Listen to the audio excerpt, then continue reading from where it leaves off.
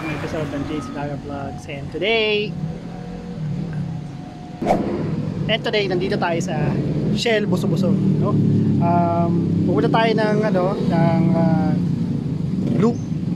Hindi, paano tayo? Saan ba tayo, Josa? Hindi namin alam. Basta i-lead kami ni Weekend Rider. Sama namin si Black Rider, no? Ha? Rider Black. Siya yung counterpart niya, no? Popost ko lang dito. Yan, siya yung counterpart doon. Kung kilala niyo na yun, anyway. Medyo mainit. Balita namin may LTO sa taas. Unfortunately, hindi ko pa natatry yung aking bagong GoPro Hero 4 na galing kay Weekend Rider. Pero mamaya, itatry ko siya. Isa lang kasi yung battery niya eh. So yun. Actually ngayon guys, bablog ko talaga is yung ruta na pupuntahan namin, which is i-flash ko rin dito ngayon. Ayan. So, si Motorstar Easy Ride 150cl umabot na ng 10,000 kilometers ang kanyang tinatakbo. So, ano bang mga nagawa ko dun sa motor, no? Para ma-maintain siya ngayon 10,000 kilometers na siya.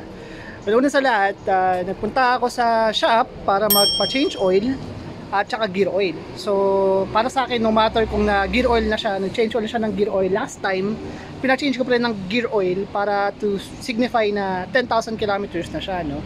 At so far, di naman niya ako binigo. Marami na kaming napuntahan, as you can tell, sa ating playlist ng Motorstar Easy Ride. Ito na si Weekend Rider. Hey, what's up guys? Weekend Rider here. And today's another episode of my Moto Vlogs. Yeah! Dala niya yung NMAX, so hindi niya dala yung 150N na sana i-review natin. So next time, review natin yung 150N. Ayan, so, ayan, aside from change oil, tsaka gear oil, nagpalit din ako ng pulley drive, tsaka yung drive face. Kasi, nung nagpa-CVT cleaning ako, nalaman ko na lumuwag na pala siya. Lumuluwag pala yun guys, yung bakal sa gitna. Tapos kinakalawang din. So pag kinalawang na siya, pangit na yung ikot niya. Minsan kumakalansing na. So isa yun sa mga maingay dun sa panggilid ko, yung kumakalansing. So yun, ngayon binalik ko siya sa stock. Yun yung stock na ginamit ko ng QCEC V3, which is talagang para dun siya. So far, ang top speed ko pa lang nasa subukan ngayon is 80 to 90 nung papunta ako ng Shell Pugon, kasi doon kami nag-meet ni Rider Black Rider Iraulo Taiwan. Hindi, pero yan, basta yan. Yun, okay naman yung rektahan niya, balik na sa dati, the rest stock naman. So ayun, yun talaga yung dapat nyong i-maintain. Pa-flash ko na lang dito kung yung dapat nyong i-maintain sa pag 10,000 kilometers na yung Easy Ride 150cl nyo. Yan, so akit kami ng Marilaki, tapos iikot kami. Tuloy natin itong vlog dun sa location na pupuntahan namin. Okay? A few minutes later. Ayan guys, ang ating mekaniko ngayon, si Weekend Rider. Bagay na bagay yung jeans sa tatay. Oh, lagyan nyo na. Expert. Lagyan nyo na. Hindi, bali hindi po namin na-anticipate na tumalsik po yung tornilyo. Pero ayun, nagrektahan kasi kami kanina eh. So dito muna po kami sa Lolit Motor Shop. Doon kami bumili ng tornilyo. Ito kami ngayon. Pero at least ito guys, masabi ko dito sa takbuhan nito, ang tuli nito kanina guys. Hirap habulin yan. So yan, ayusin muna namin to. Tapos rektahan kami. Ayun na, ulit tayo. Okay, sige. Okay guys, so ang nangyari ngayon, sisikipan lang natin to. Kasi kailangan yung pagsikip niya pantay. Bakit pantay? Para yung pag-angat nung washer, yung tambucho, pantay din. Tapos ilagyan ko na rin siya guys ng washer. Para yung pag-bounce niya mamaya, hindi aalog para itulak yung sa ano. Anong scientific explanation? Ang scientific explanation niyan, mainit. Mainit nga, ayoko na rin, bahala kayo guys.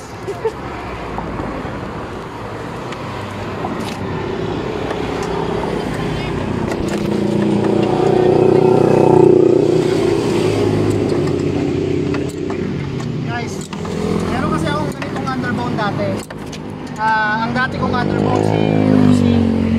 Actually, dalawa yung Rusi ko na underbone. Si Rusi DL125, tsaka si Papalak, si Rusi na ano, na ram drive. Kaya alam ko tong gawin. Painitin ka? Wag. Wag! Kasi hindi mo siya pwedeng ano, mapuputol to. 1.6 Ayun na, umikot na. Okay, kabila naman. Hindi na siya pwedeng sagad kasi pipitik yan. Pag pumitik yan, mapuputol, malolost thread. Ito, wala, marami.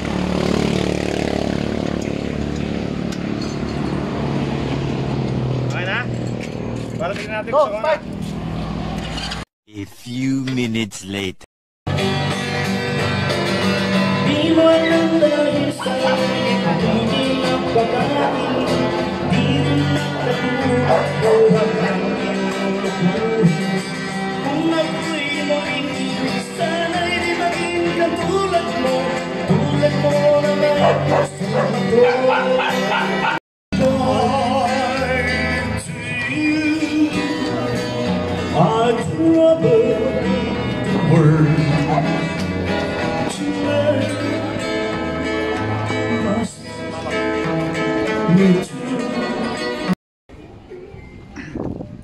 Okay guys, so dito kami nag-lunch sa Cafe Catarina.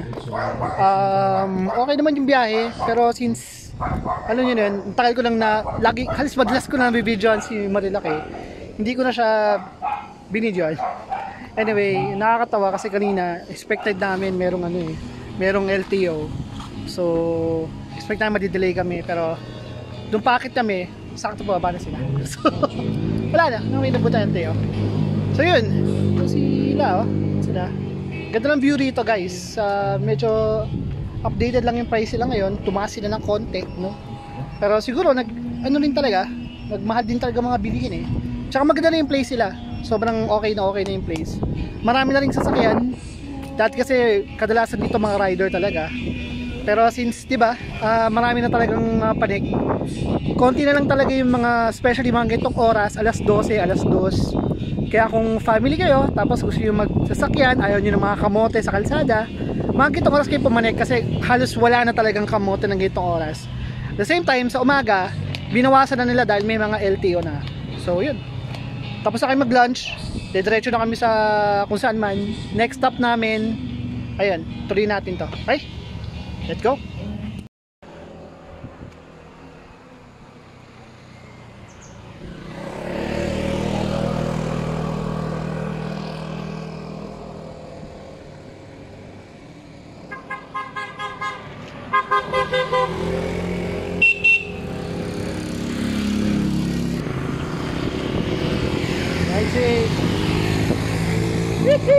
So yun guys, ito na kami, tatlong motor kami. So ngayon meron tayong reviewin na motor. Tawag dito ay review. Yes, this is Euro Sport 150,000cc. Ay, jet fighter. Yan. Balit maganda rito nung nag-ride kami, paakyat dito, talagang maabot siya ng 100. Pinaka quartering niya depende talaga sa driver eh. So tatry natin siya isagad, pero in a way na hindi naman ganun kalaspag, no? So ikutan mo na ito. Let's go.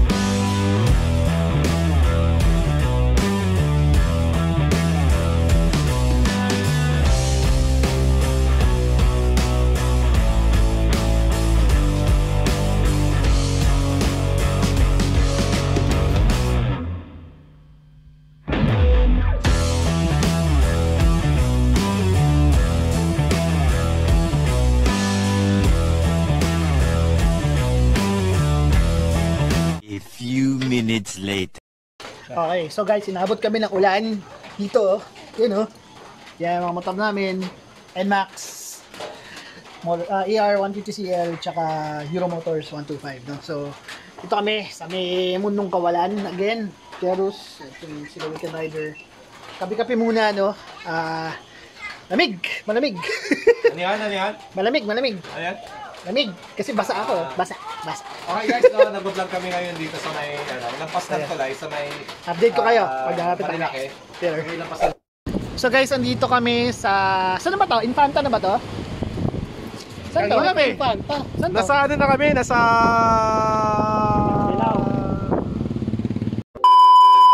Okay, hindi niya alam. So, guys, tignan niyo yung view. Napakaganda. Marami kaming bridge na daanan. Ito yung paglagpas ng putol na tulay. Yung pinagkapihan namin, yun yung after ng nung Hi guys, paglagpas ng so tulay. ito sa isa sa countless Guys. na aming isa sa countless na stopover namin, no. Ito na parami namin Ganda, stopover, parang pero ayan. JC, hindi mo naalala tong tulay na to? Ito ba yung opening ng Weekend Rider? No. Ano? Pakitignan po yung kanyang intro.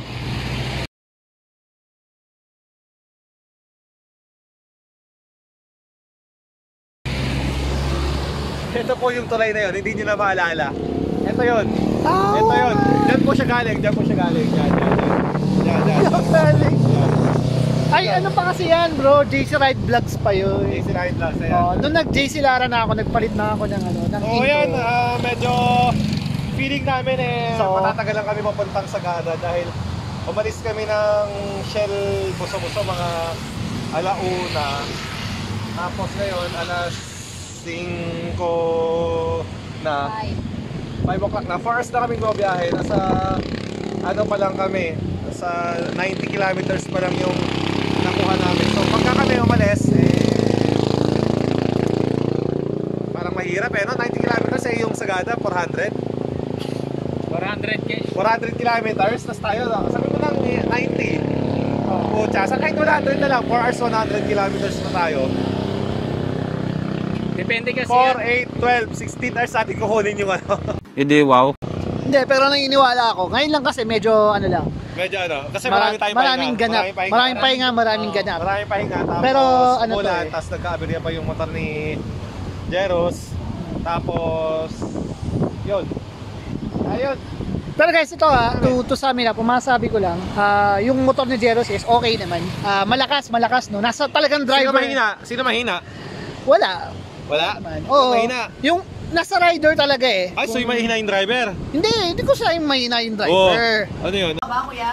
Paano masabi? Kailangan pa niya ng panahon para magamay yung ganyang So mahina nga? Ha?